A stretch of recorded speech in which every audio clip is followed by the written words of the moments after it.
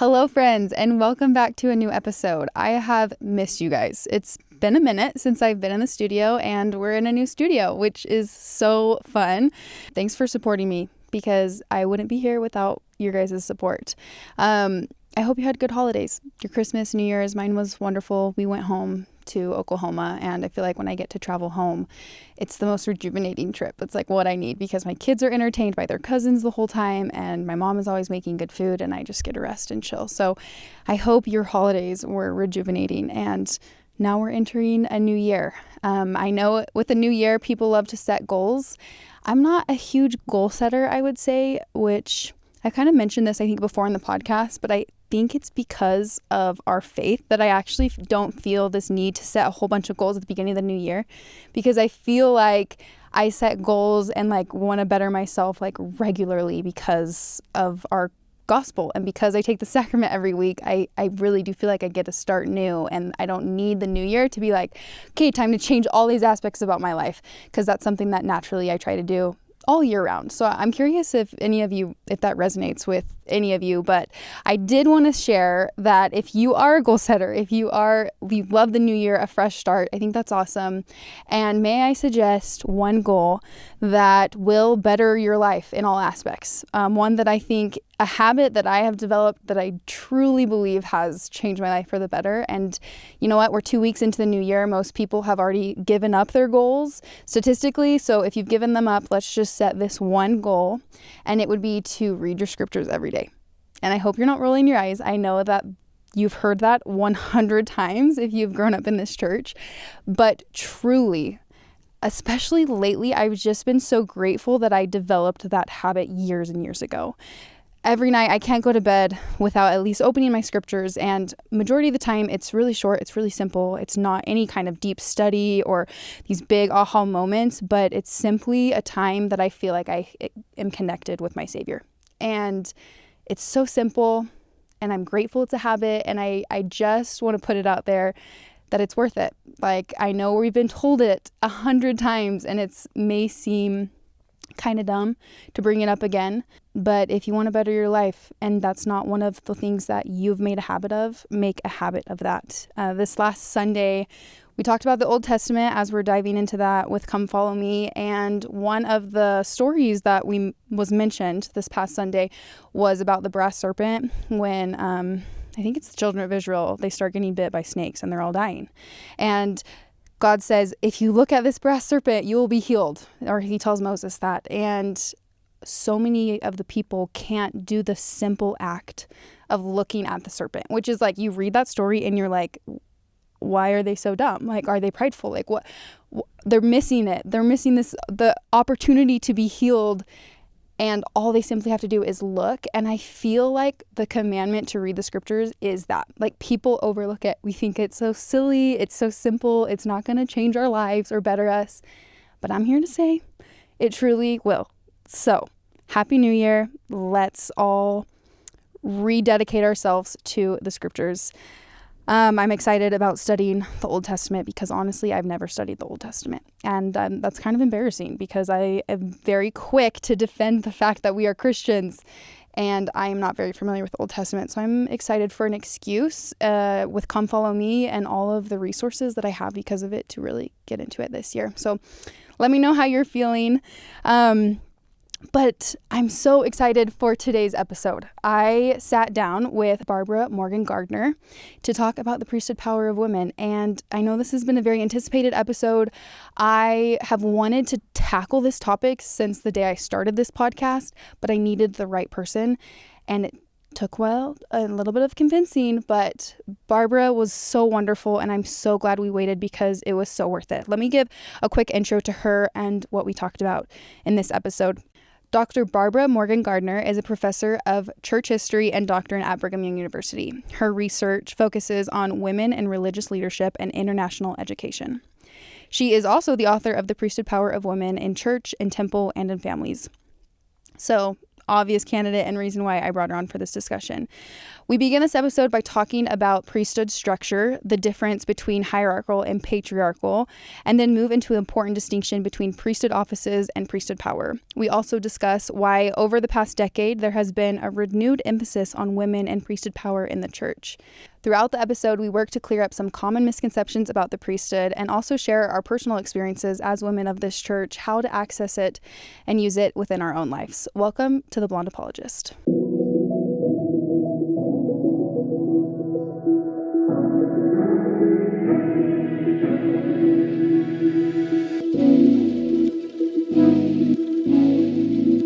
Well, hello. Welcome, Barbara. Oh, I'm so happy to be here. Thanks for this invitation. I'm so glad you're here. And I was thinking about a bio for you. And I'm like, there's so many successful, big, wonderful, influential things that you've done with your life. But what I want to say to introduce you is that you are one of my spiritual mentors.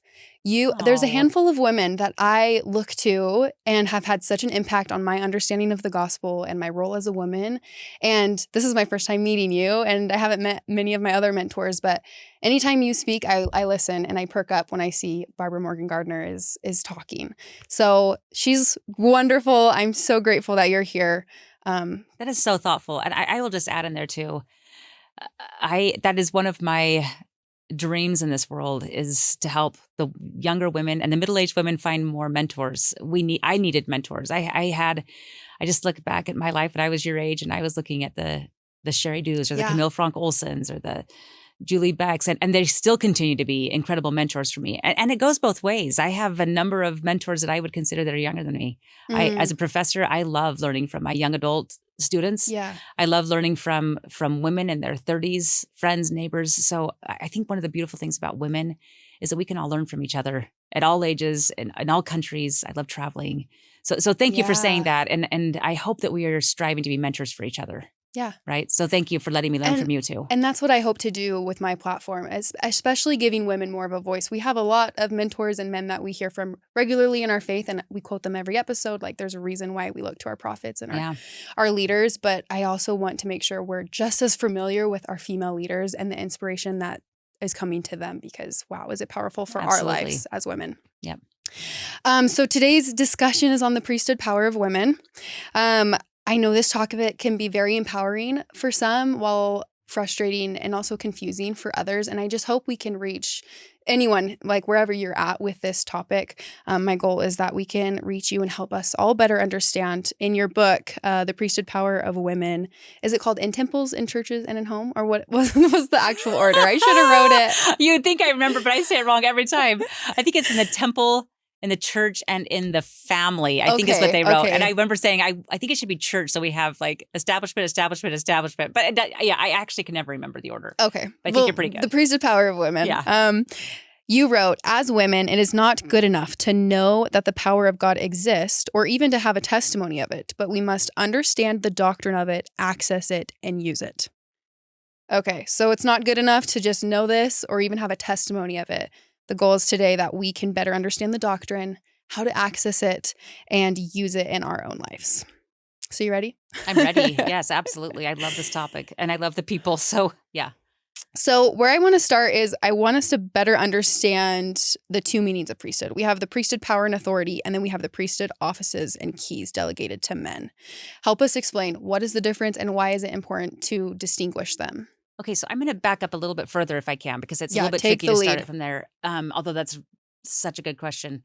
So one of the things that I saw with the confusion with priesthood is we typically, in the past, it's become better. We've come some ways, right? Mm-hmm. But typically when we talked about priesthood, it was men speaking to men. It would be a prophet speaking to the deacons in general conference, or it would be a member of the presiding bishopric talking to the bishops in general conference. And then that is going to translate into the curriculum for seminaries and institutes and BYU professors and come follow me, et cetera, being talks given by men to men about the priesthood.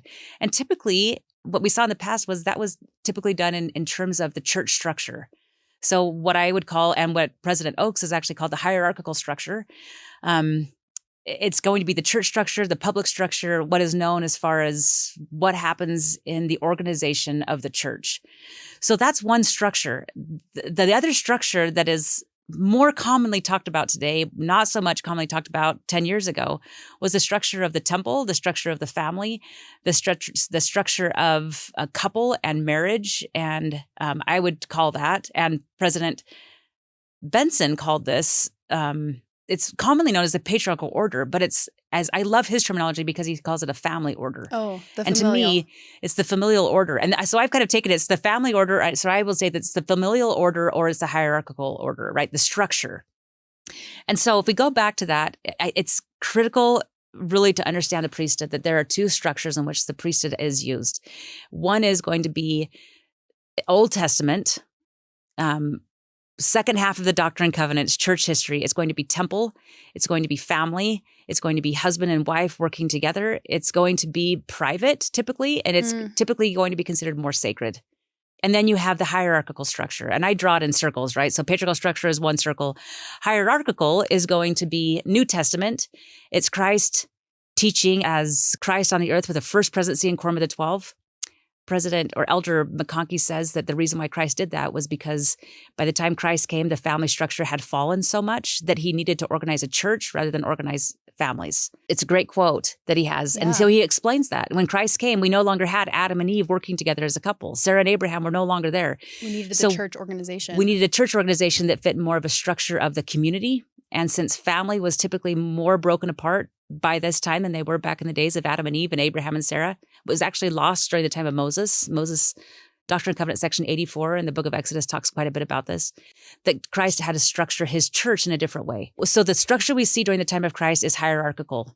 He does bring back the patriarchal order of the church, and that is what we see at the Mount of Transfiguration. But the church is still going to be the hierarchical structure. So then when Joseph Smith comes and he's the prophet, the first thing he's going to learn is the hierarchical structure of the church. He is going to be called as a prophet. He's going to be given priesthood power and authority with Oliver Cowdery. They're going to be baptizing, and this is harmony. We have wonderful Emma looking out that window as Emily Bell Freeman talks about. Mm-hmm. But the hierarchical structure is being restored. The church is going to be established 1820, right? The April 1st, 1820, they're going to establish the church. Hierarchical structure. Men are going to be ordained to priesthood offices. Women are going to receive callings. Then you get to the second half of the Doctrine and Covenants, and then you're going to see the patriarchal structure, the family structure. And that's when you start seeing the Kirtland Temple, the Nauvoo Temple. So in our restored time, you're going to have the hierarchical structure of the church, and you're going to have the patriarchal or familial order of the temple, and they're going to be combined. But to be clear, because the temple has been seen as so sacred, I believe, and the family structure has not been as strongly emphasized, except for, again, in the last few years, the emphasis of the priesthood has been on the church structure, which is where you're going to see, and that's where some of the struggles come in, is because the men are ordained to a priesthood office. Women receive callings within that hierarchical structure. So both women and men receive priesthood power and authority. But men are going to be receiving authority based on their priesthood ordination, where both women and men are going to receive priesthood authority and power through callings in the church. In the temple and in the patriarchal order, the family order, both women and men are going to receive power and authority through covenants. Okay. So there's a major distinction. Wow, so typically I will draw a picture, and so one circle and one circle, But I've right? also read your book, and this was the first time I was introduced to the patriarchal versus the hierarchical. And okay, so through our callings, I just want you to say that one more time. Yeah, so it's so clear. Let me say it to you very clearly. That's okay.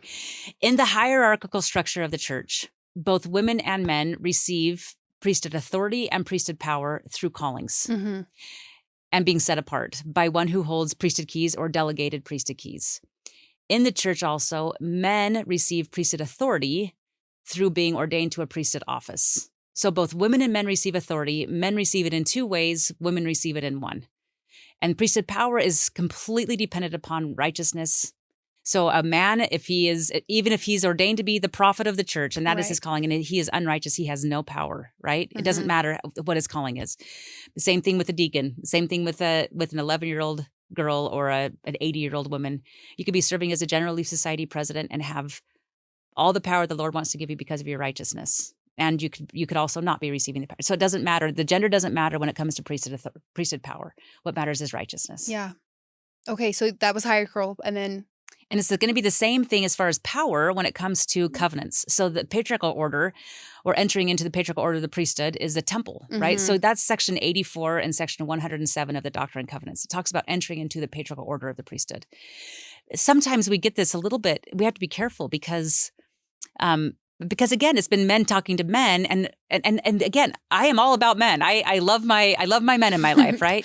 And one of the things that I will say about priesthood that is something I will push until I'm blue in the face is this is about synergy. It's husband and wives, it's brothers and sisters, it's bishops, society presidents, it's teachers working together, right? If we can just have everybody working together, the power is synergistic. It changes. It's a game changer, right? So this is not a competition. We're completing each other, not competing against each other. Yes. So when it comes then to the temple, we're talking entering into the patriarchal order, right? Or the holy order after the Son of God. This is also confusing because some people say that's automatically the priesthood. Well, entering into the holy order of the Son of God is the patriarchal order, and it's tied to the temple, and it's tied to family. Right? So women and men both enter into the patriarchal order of the priesthood, starting as they're entering into making covenants at baptism.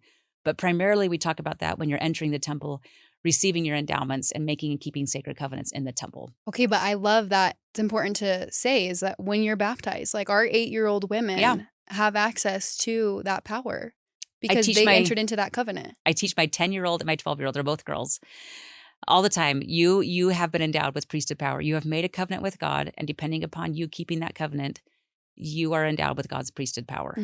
So day one, they know that. We're excited to go to the temple. We're excited to be baptized. And then that power increases. So what happens in the covenant path is as you make and keep sacred covenants with God, starting at baptism, and I'm just going to speak women for right now, if this is okay.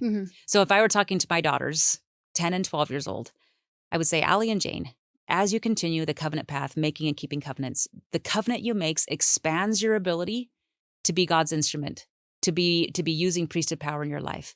And as you keep the covenant, you're filling your bucket with power, right? So it's almost like it's wider. The covenants that you make allow you to be more effective. It allows God to give you more opportunities, right? And as you are righteous in keeping those covenants. So making the covenants expands your potential. Keeping the covenant gives you the potential that allows you to reach the whole world. And then I always tie it into spiritual gifts. And I'll say, Allie, you have a spiritual gift of being, you're a very perceptive person. You're musical, you're kind and thoughtful. So your spiritual gifts are going to be enhanced. Your power is going to be enhanced as you specifically use your spiritual gifts, and you're going to hone in on people who are going to need you in this way. And Jane, you're going to be more the bubbly one who is going to be out there dancing and singing, and you're going to impact the world in a different way because the Heavenly Father is going to use your power, the power of the priesthood in your life, to be able to influence people very specifically according to your spiritual gifts. Well, right there, I just want to say, if you are a young women's leader or you're a mom to young women and they say, why don't women have priesthood power, or why aren't they ordained to the priesthood? I hope that you just gave a great answer of how you walk through your daughters of, wait, you have this access to power. Because I think that's something that we need to be teaching really clearly to our young women. Please teach that to the young women. I can't beg you enough to teach that. I'm here Anyone begging listening, you with you. please teach that. You mentioned this is kind of more prominent today. Like we're talking about the patriarchal and the power that women have through our covenants more today than we have in past generations of the church. Yeah. Why do you think that? Because I read a quote, and maybe I should read it real quick, where the prophet Joseph Smith is meeting with the Relief Society, the newly formed Relief Society. And from his journal, he says he gave a lecture on the priesthood showing how the sisters could come in possession of the privileges, blessings, and gifts of the priesthood, that they might attain unto these blessings by a virtuous life, conversation, and diligence in keeping all the commandments. I love that quote. Good job. Yeah, so it's like Joseph Smith was teaching it right at the 100%. Beginning. And why did we go away from it for so long that women have been like, no, women don't have priesthood? I don't know necessarily the why. I could give you a lot of historical context. I mean, Joseph Smith passes away, and I could literally go with you every decade of this church. Yeah. This is just an opinion. First of all, you bring up such a great point. This isn't just something that somebody made up the last 10 years, right? Joseph Smith was very clearly teaching this. And not only clearly teaching this, but once he realized the power of the temple, his mother, Lucy Mack Smith, who I just love, but she has a statement where she says, the moment Joseph Smith learned about the temple and the power that came to women and men in the temple, he could not get it out of his mind. He focused on it until the day he died. Like he had to build, you see that. He builds the Kirtland Temple, and then he dedicates Far West and Adamon-Diamond, and he's going throughout all of these areas, and then finally Nauvoo, and he's killed in the process of building the Nauvoo Temple, right? He wants families to be eternal, and he wants women to be ordained with priesthood power and authority. There's no question. So he starts this, the Lord starts Relief Society through him after it had already been thought about by these women. But he comes in and he says that.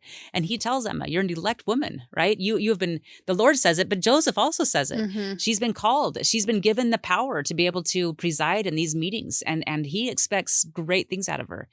When he's talking to other women in Relief Society, we have many women who have actually written down that he gave them the calling and the position to be priestesses and teachers and deaconesses, right? So he was thinking, as it looks to me like he's talking temple talk. So he's seeing the distinction even then about the church and the temple, but it's almost like he's a line upon line process. I personally believe he was martyred before it was clarified, right? That's kind of the way I see it. This may sound a little bit strong, but I think that we are preparing the world for the second coming of Jesus Christ, the gathering of Israel, and the establishment of Zion. And the roles of women are absolutely critical for this to happen. And family has to be a top priority for women and men. I'm sensitive to this. I wasn't married till I was 40. So we talk about family, and all of a sudden, I have to be cautious and I'm careful, but family's eternal. And the role of women, especially when it comes to the family, is we have President Eyring, the primary gospel instructor in the home should be the mother, right? That's a direct quote from President Eyring, who was the primary instructor in the home of Adam and Eve. Well, he says it was Eve, right? Eve makes the decision to move the plan forward. So which is interesting because we think preside, though, is the role of the male, which is like in the family proclamation. Yeah. But that doesn't mean that they need to be the source of gospel teachings. Yeah, it's noticing that I didn't even use the word preside. Yeah. I just said the primary gospel instructor is the mother, right? And Eve was the primary person who got the whole work to move forward because of her courage and righteousness and her vision. That's President Nelson, right? So sometimes we think the word preside means you're doing all the work, you're making all the decisions. You have all the knowledge. You have all the knowledge. Nothing could be further from the truth.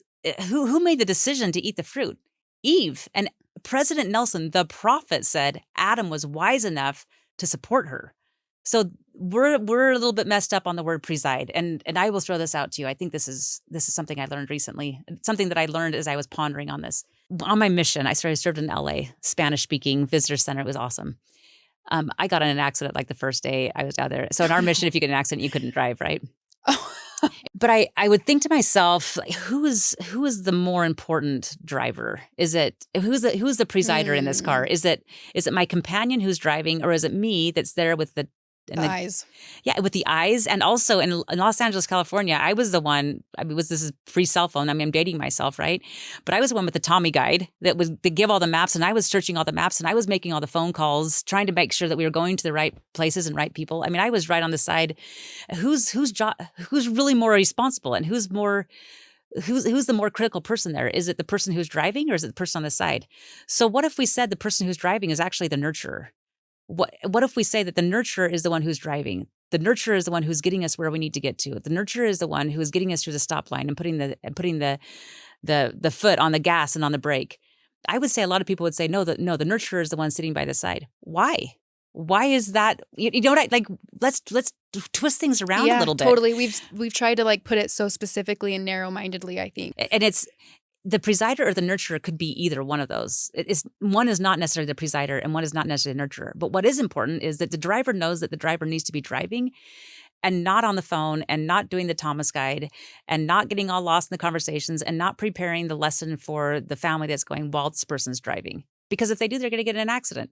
And the person sitting on the right side, whatever, in the United States, needs to know that they're not the one driving. And if they go over and grab the steering wheel and try to turn left while the person's turning right, we could have an accident, right? Mm-hmm. So I think the important thing is that we have two equally important responsibilities, and each person is very cognizant that the other person's responsibility is extremely important and that they need each other to get to the destination they need to get to.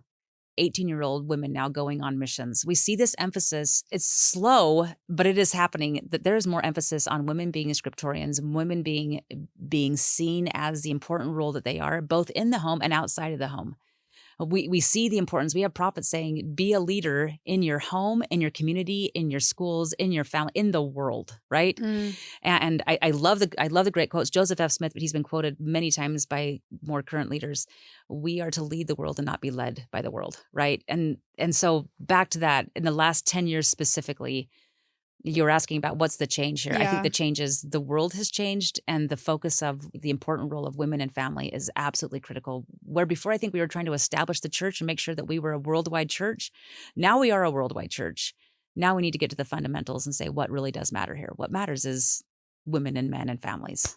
Critics of the church would say that this change and this momentum of talking about women and their roles in the priesthood is just a way of the church trying to keep women closer, because we see women leaving the church, right? Yeah. At a alarming rate. I mean, I don't know how true that is. I'm actually working on a book on that, so I can help you with that. Yeah. Okay. It is true. We are losing more women than we have in the past. Yes. And I shouldn't say we are losing more women, because that sounds like it's like they're gone. I think women are reporting that they are struggling more than before. I think that's that we're fair. losing them. I don't know that we're losing them, because many are coming back too. So yeah, what would you say to that sentiment, that this is just the church's way of trying to hold on to women since women are leaving? I can respond to that just in my personal life. There was nobody who told me to write a book on women in the priesthood. I did it because I knew that we were having a misunderstanding of doctrine, and I kind of saw the future of how important and how powerful women were, and we were missing and not taking advantage of the power that women had on the earth. And so I personally wrote that book, not because anybody told me to. I just saw potential in women that we were not tapping into as much as we needed to. And so we capitalized on it. I heard Elder Cook talk about this recently. They said the positive things. They weren't looking at all the negatives. They were spreading the glad tidings. And so what do we need women to do? We need them to spread truth and glad tidings. It's not a knee-jerk reaction, and it's not a reaction to, and not a preventative. This is the gospel of Jesus Christ, and we need women stepping up, speaking out, and knowing the doctrine and principles of the gospel of Jesus Christ. It's not an apology. The doctrine hasn't changed. It's just an emphasis that is necessary for today, regardless of what anybody will say on social media. And that, again, that's something I study a lot. This is not a social media reaction. This is the time and the place. This is the second coming of Jesus Christ. And if women do not step up, speak out, lead, and understand their priesthood power and authority, we will not be prepared to bring in the second coming of Jesus Christ. Yes, the doctrine has not changed. And has not changed. Look at how many women you have blessed and impacted by listening to that prompting that you had to write this book and to unfold. Now we're asking more questions and we're trying to better understand. And that's just a testament to me of the impact of one person and one faithful woman holding on to her covenants and responding to the promptings that she's getting. Like, obviously you're tapping into that priesthood power, and that's the momentum that we're going to see leading up to the coming of Christ. I have no question that's true. And you're doing the same thing, right? You're having this podcast. We see the need to help the women. It's not because somebody's telling us to. Yeah. It's the Spirit that's guiding us to say, get out of your comfort zone a little bit, spend more time than you necessarily want to be spending on this topic, and help the women be prepared in any way that you can. Yeah. Shout out women's voices, right? Women are the moral compass of this world. We really, I have, this last 2 months, I have literally traveled to Amman, Jordan, and Jerusalem, and Kansas City, and Nauvoo, and St. Louis, and New Zealand, and Samoa, and Fiji. In this last 6 months, I've been to Switzerland, and Germany, and Czech Republic, and England, Scotland, Wales. I've been almost all over the world in a very short period of time. And if you were to say, what are you learning about women? I would say a number of things, but one is the prophets are right. Women are the moral compass of this world. Women are strong and powerful and very diverse, and also very similar. We care about people. We care about futures. We care about sorrow. We care about needs and hurts. And we want to make the world a better place. And we are uniquely qualified to do so. And women who have made sacred covenants with God are uniquely qualified and are given more power to do so for those purposes. But there are women, I've been meeting with Jewish women and Muslim women and Baha'i members and women of all different faiths, and they're all strong, powerful women, right? But I do believe that there's a purpose for the covenants that we are making in the church at this time. Yeah, that was one of my questions that I wanted to ask you, because it does, when in my study of this, it feels that God almost innately has given women a lot of access to him that we don't need qualifiers for. Right. And when I go to the temple, that's even more obvious to me. Mm-hmm. And so, yeah, what is the role of covenants then? Because a lot of women, this is just innately given to them. the covenant, that capacity, I guess. Is so good. Yes, that's exactly right. So it's almost the President Hinckley years ago, when I was a BYU student, I remember him coming to our devotional and him saying, the other churches are absolutely wonderful, and there are so many great people in other churches. And so he said, it's like they have all these white keys on a piano, and we're just adding the black keys to the piano. It's ebony and ivory working together, right? I mean, there's an old song about that. And for me, it's the same idea. I've served as a chaplain for a number of years, right? And I work with a number of different interfaith groups, and I will continue to do so. I see incredible women with very specific gifts and talents that are beneficial regardless of their religious background. I think what I would just simply say is when both women and men make and keep sacred covenants with God, it doesn't matter the priesthood ordination. This is not an ordination topic. This specifically is keeping sacred covenants, right? Then you are endowed with God's priesthood power and authority in a way that other women and other men simply are not. That doesn't mean we don't have incredible people in this world. Right. Inferior to them. Or inferior. Yeah. What it means is, and they're definitely not inferior, and we do not have a monopoly on all power, and we don't have a monopoly on all knowledge and truth. But what we do have that is something different is we really do believe that we have priesthood keys on the earth today. And through those priesthood keys, we have been given the ability to have this authority given to us through members of the church. And is there a difference? Yes, there is. I know again, speaking for myself personally, I do have priesthood authority that has come through my temple covenants that I would not have if I didn't. I know that is true. And I'm hopefully a good person regardless. But if I were to choose another faith or no faith at all, I still think I would influence people for good. I would still be a wonderful person. I think I would still do great things. Yeah. But I would not be doing so with the authority of God to do so. If that makes sense. It does make sense. And it actually makes me feel a little emotional because I feel the same way, but I also don't know different, but I know through the Spirit how much my covenants have blessed my life. Yeah. And not just giving me blessings, but enabling me to become more than I would otherwise be on my own. Absolutely. And it is hard to tell because you are who you are, right? It's hard to, it's like Amulek in the Book of Mormon where he says, I didn't know that I knew, right? That kind of, he's talking back to the Zoramites and those, and he's like, I knew, but I didn't know. And I think that's where many of us would say, but I also would just challenge people, all of us, including myself, to say, how have my covenants in the temple endowed me with greater power in terms of things that the world may not see as important, but that we know are important, such as confidence, or such as charity, or such as discernment. I know that as a covenant woman who makes and keeps sacred covenants with God, not perfectly, but I try, I know that I have a level of discernment that is not the same all over the world. I know that because I've spoken with women all over the world, and I've spoken with Latter-day Saint women. And again, it's not meant to be the comparison. Most importantly, I know within myself, when I am keeping my covenants with God, there is a clearer ability. There's an enhanced confidence. There's an enhanced level of discernment that I do not have when I am not keeping my covenants, right? And so, and by not keeping covenants, I'm not saying I'm a bad person. I'm saying if I'm getting angry too easily, or if I'm not being gentle and meek, if I'm not taking upon myself the Christ-like qualities, if I'm not being obedient and sacrificing and living the law of consecration and those covenants that we talk about in the temple, if I'm not living the law of chastity in any way, shape, or form, even if it's just thoughts, then I lose the priesthood authority that I have and the power especially. So it's the power, again, is the worthiness, but the authority is minimized if I'm not keeping the covenant too.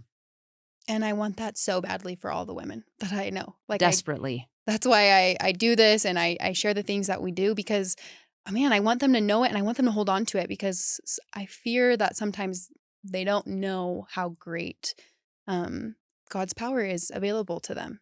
When I speak to you and to other young adult women and women in their 30s, women in their 20s, and teenagers, there is this overwhelming sense that I have, and honestly, it does make me emotional. I actually have to be careful not to go there too much because it's hard to talk about for me. It's so, the light in your eyes and the influence that you have, I believe, is beyond your capacity to see. And I may be too old, and so I see it. I don't know why I see it, but I see it so clearly that I can literally see bright lights in your eyes and lights around you, your person. I see you as angels. So it's hard for me genuinely, when I hear people say, I just don't know what my purpose is, or I don't really have a purpose, or does the priesthood power really matter to me? And I can just look at you and say, I don't know how to convince you of this, but you matter. And every decision you make matters. And the influence, the mentoring, the role that you have, even if it's nothing, no one but yourself, but there's no person living on an island. By the way you shop at the grocery store, by the way you help somebody in the stand, by the way you get on the airplane, by the way you smile or don't smile as you're walking down the hallway, by the way you help the elderly person outside of their car or don't help. This sounds funny, but it's not a little bit. It is like the light that you shine is so bright.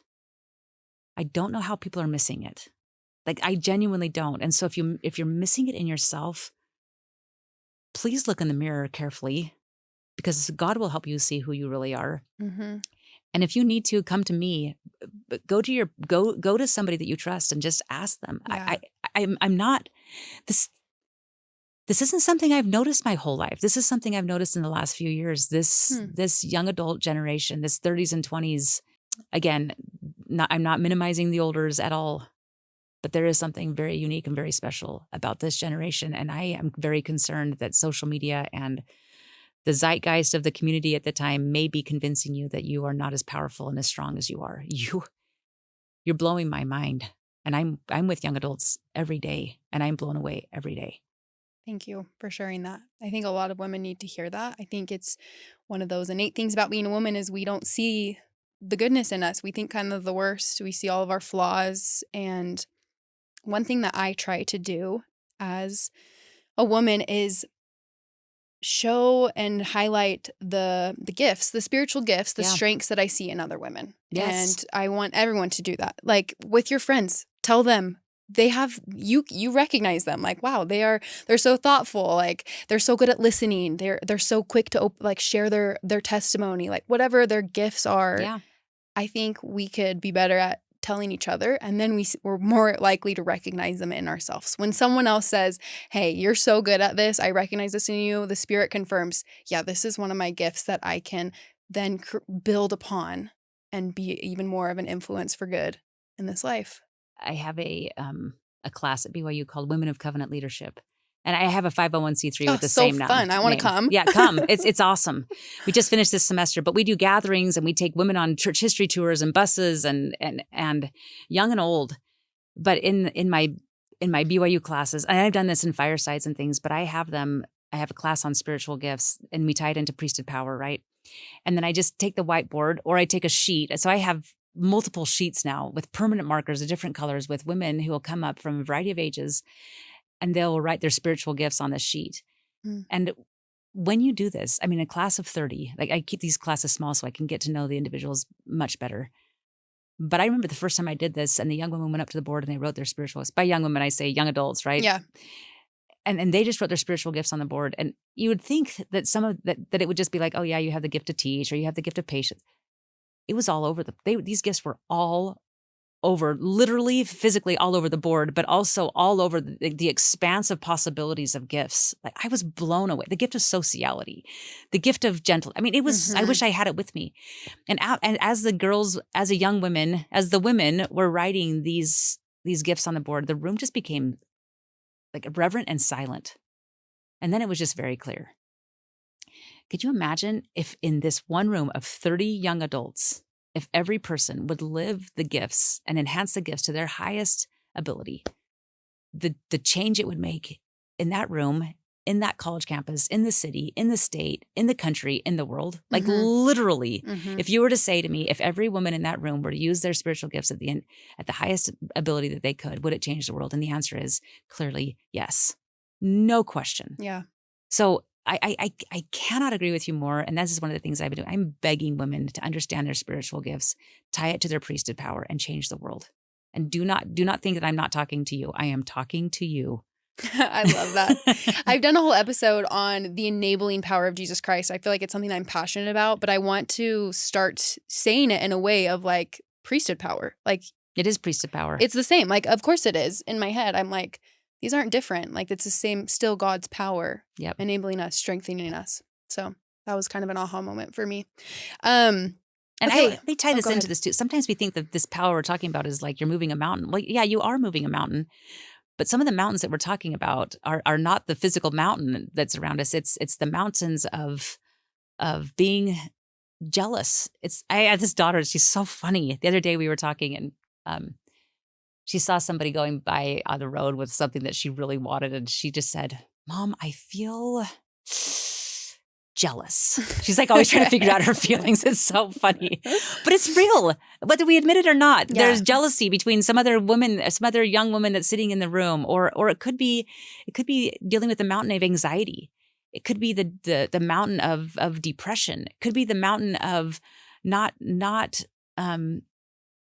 feeling like we're ever good enough. It could be the financial mountain. It could be a mountain of divorce. There's so many young women today that at a younger age are divorced. That's a big mountain. Mm-hmm. I mean, I hope anybody who's divorced knows that does not bear weight at all on who you are. There's the mountain of never dating. There's the mountain of school and work and mountain of diseases and illnesses. There's mountains of war. I mean, it does, but the priesthood power of God enables you to fight the battle of any struggle that you are having. So what is the purpose of the priesthood power of God?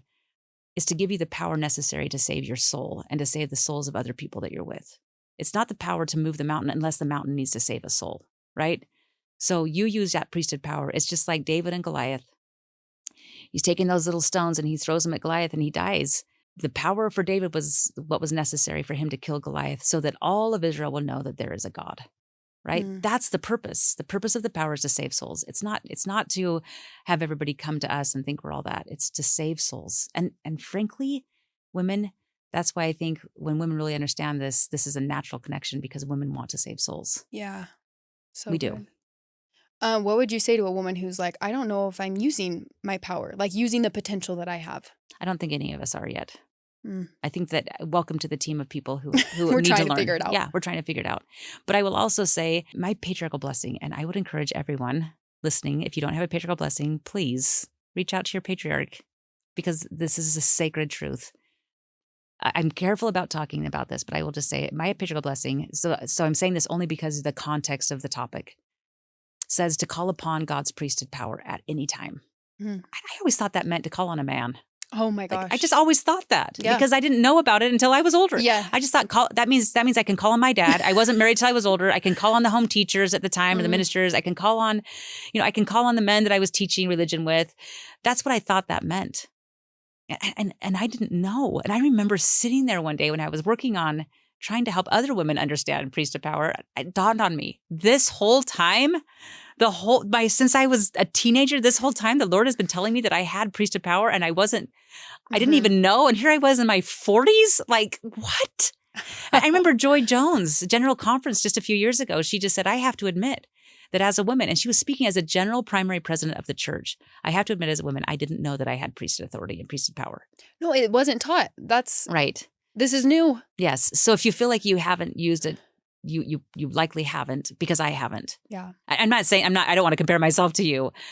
I'm just simply saying we all have a lot to learn. We have prophets today. Both President Nelson has passed and President Oaks today have been asking us to understand this. It was President Oaks, as a reminder to everyone, 2014, it was his talk that told all of us that we need to be understanding our priesthood power and authority. And he was speaking to men saying, men, if you don't understand this about women, you're missing something, right? That's his priesthood power and authority talk. It was foundational to all of this. So it's President Oaks who's the one that really started getting this ball rolling. Yeah. So I'm so excited to have him as a prophet today. So if you aren't understanding your priesthood power and you don't feel like you're using it, practice. My advice to you is President Nelson, when he gave his 2019 or 18, I think it's 19, Spiritual Treasures talk, he didn't say, read everything you possibly can, make sure you do everything you can, make sure you're completely aligned and perfected in every way. And then, he said, study your scriptures, go to the temple, serve. There are some few things, and he says, and access God's priesthood power. He said, do that and learn to access. And he said, I'm not going to tell you how to do it. There's no handbook that's going to tell you. But what he did say is practice and experiment. Those are my words to what he was saying. So if you feel like you don't have it yet, and this is a little bit scary for some people, be grounded in the gospel of Jesus Christ and then say, how does God want me to use his priesthood power, and how do I use it? And take it and have a personal connection with God and learn to counsel with him. It's hard to learn to counsel with God. It's hard to, it's not hard. It's a challenge to take time to pray and ponder and think and receive revelation. It takes effort. So my real challenge for all of you is pay the price, put forth the effort. But Alma 32, experiment upon the word of the priesthood. Yeah, well, and I think that's maybe another weakness in women is we aren't good at asking for help. Yeah. And that's exactly what you need to do. You simply need to ask Heavenly Father to enable you, give you this power and greater abundance in your life. Yes. And I am confident from my own experience that he is eager to provide. Like, the fact that I even am sitting here with Barbara Gardner and like we're having this discussion, like I'm not qualified by any means to do this, but every time. But yet you are. Because of my covenants, because of the priesthood power. We are all, yes. Every time, I mean, I've probably prayed 5 times since this conversation started. And I prayed 5 times before you got here. Yes. Because I need that power. I need his help to get through this and to know what to say. And every episode goes this way. Amen. And that's just evidence to me that his power is working through my life. But I ask, like I said, we've maybe had 10 prayers today, me personally. And we've talked multiple times today. And so start with asking. I cannot emphasize that enough and how appreciative I am of you being authentic about that. Literally sitting here, you ask me a question, and in my mind, before I'm answering, or as I'm answering, I am saying in a prayer to Heavenly Father, please help me answer this in such a way that may be a benefit to someone, right? Mm-hmm. I'm doing that as I'm talking, right? It's a constant communication, trying to figure out the will of the Lord and Heavenly Father, and also asking, please help me to not say something that's going to derail someone or in any way cause someone to be frustrated. Like I'm just constantly paying attention and trying to discern, right? The listeners' thoughts and feelings, I feel like, are with us. 100%. Like we're able to know them because... Yeah, it's the discernment. Yeah. It's part of the priesthood power and authority. It's not perfect, but the Lord is helping us. And that is part of the priesthood power that you have. So thank you. Thank you for being authentic about it. And thank you for helping us learn that. And I just want to say one more thing. I feel like I learned that as a missionary. On my mission, I learned that I had priesthood power. And my setting apart, it really did feel like there was this mantle upon me as a missionary. And when I came home, I was like, I'm so sad that's gone. And I thought it was gone. Yeah. And it's not.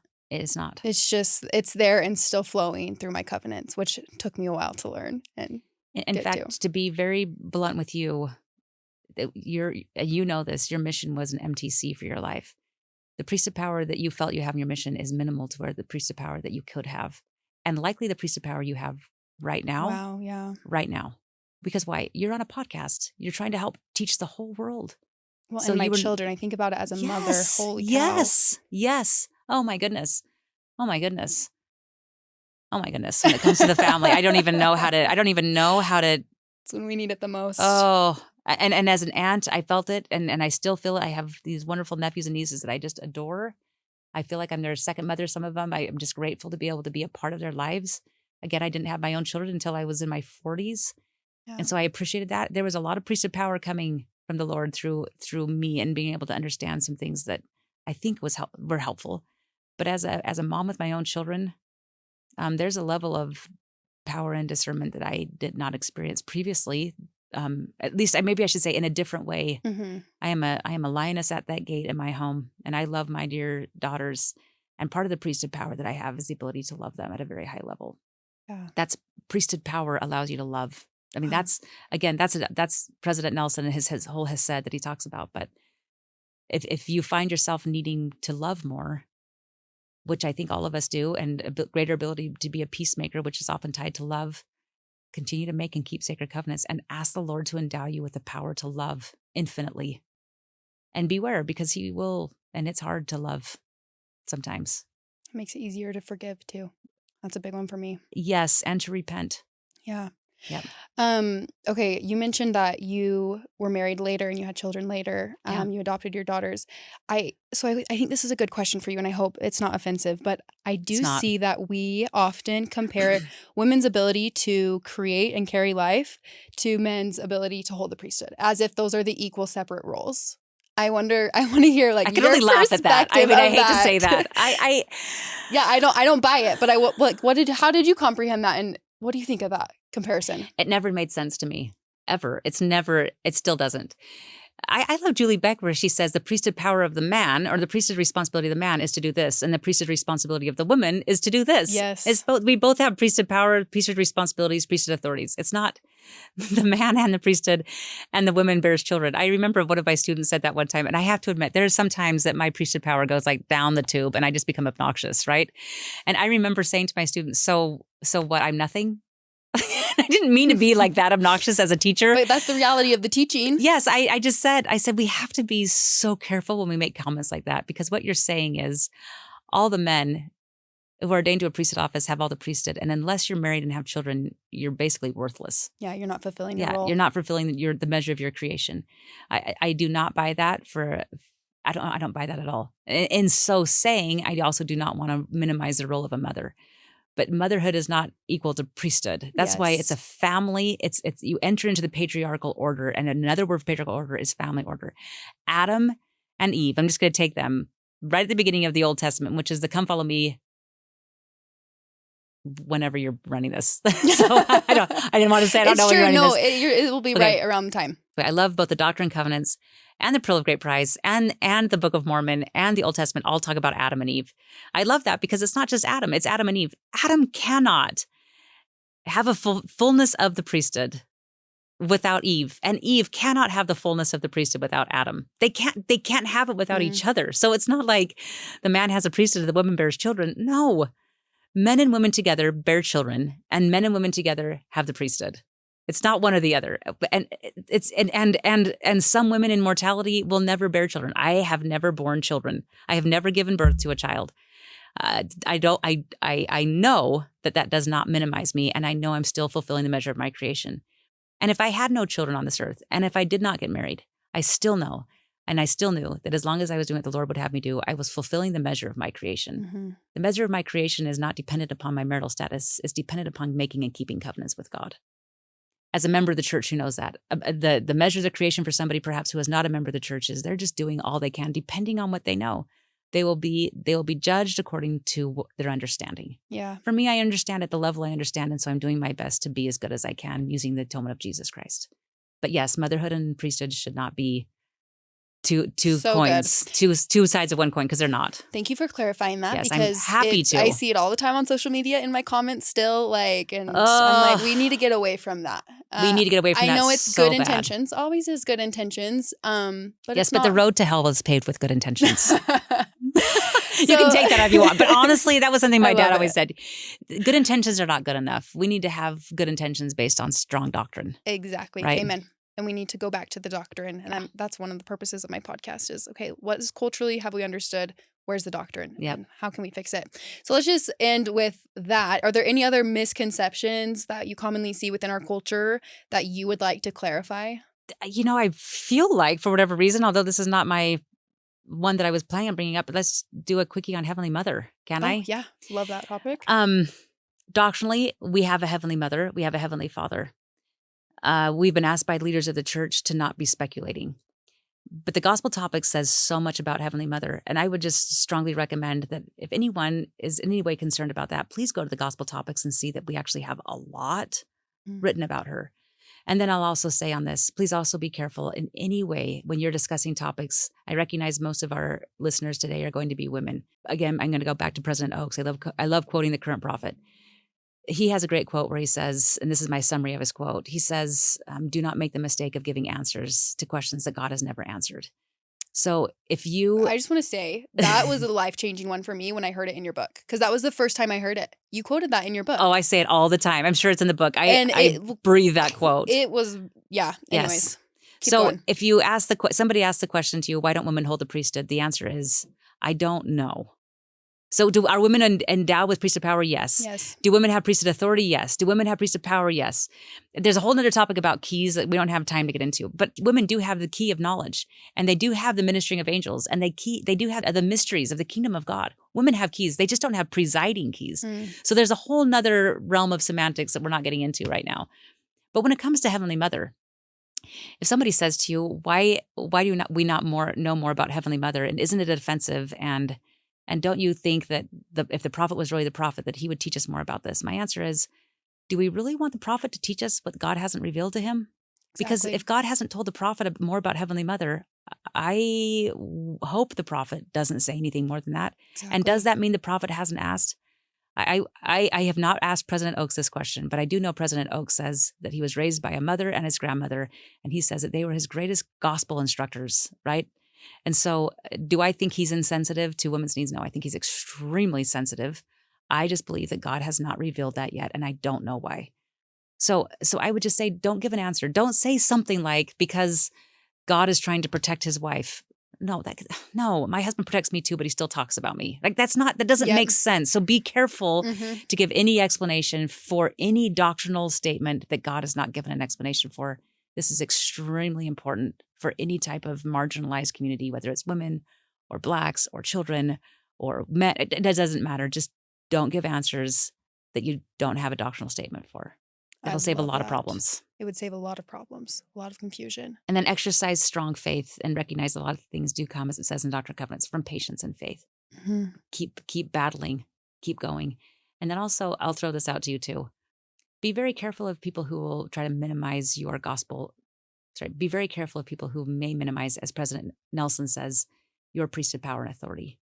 Because women do have priesthood power and authority. So on one side, be cautious. On the other side, be cautious. Just stay aligned with the prophet, right on their heels. And you will find that you are more powerful and have greater authority than you ever could fighting any other battle. Just stay aligned, do what you know you need to do, and just let your light shine, and then put forth that effort to strengthen the world and lead the world. Yeah, and have faith that revelation and that guidance will come as you study and ponder and exercise and practice these things. I write my questions. I have so many questions, and I also write my answers. And by the time I die, I am confident that people are going to say, God speaks to women. There's no question, because I have proof for years of questions and answers. Yeah. Some come sooner than later, but they come. I love that. Okay, well, any closing insights or things that you wanted to share before we close? A big thank you. Thank you for caring about women. Thank you for caring about the gospel of Jesus Christ. Thank you for being aligned with prophets. Thank you for being willing to be on the front line. And thank you for smiling and being a light. Really, you too. Thank you. You too. Like I've said, you've impacted my life and influenced me in many ways. And it's more women like you and like me that are going to keep this work going. And it's exciting to be a part of. I love it. Yeah, for sure. Okay. Well, thanks for joining me today. We'll go ahead and close. Thanks again.